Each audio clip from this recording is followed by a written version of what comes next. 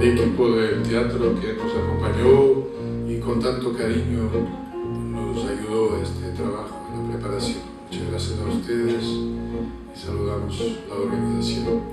Quiero presentaros, tengo tres acá, pero la otra parte del equipo. Tengo en el sonido y la producción mi hijo Berges.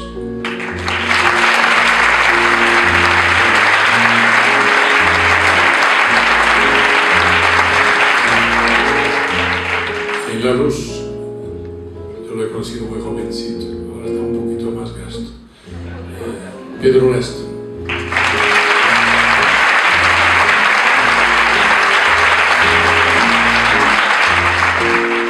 Este es mi equipo, con ellos voy por la carretera, pero no mucho, algunas veces.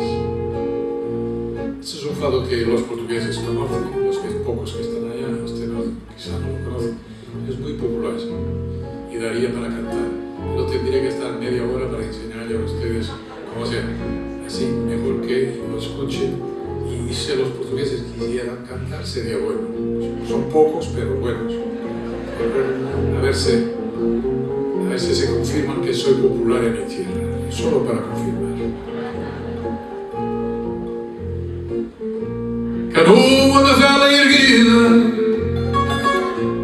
que vens do cais da ribeira, gaivota que anda perdida, sem encontrar companheira, o vento sopra nas vareias, o sol parece um morango e o tejo baila com as vagas a ensaiar um fandango. Canoa, conheces bem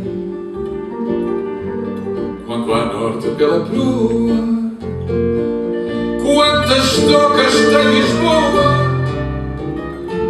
e as muralhas que ela tem. Canoa, por onde vais? Se algum barco te abalroa, nunca mais voltas ao cais, nunca, nunca, nunca mais. Canoa de vela banda, que vens da boca da barra e trazes na laje branda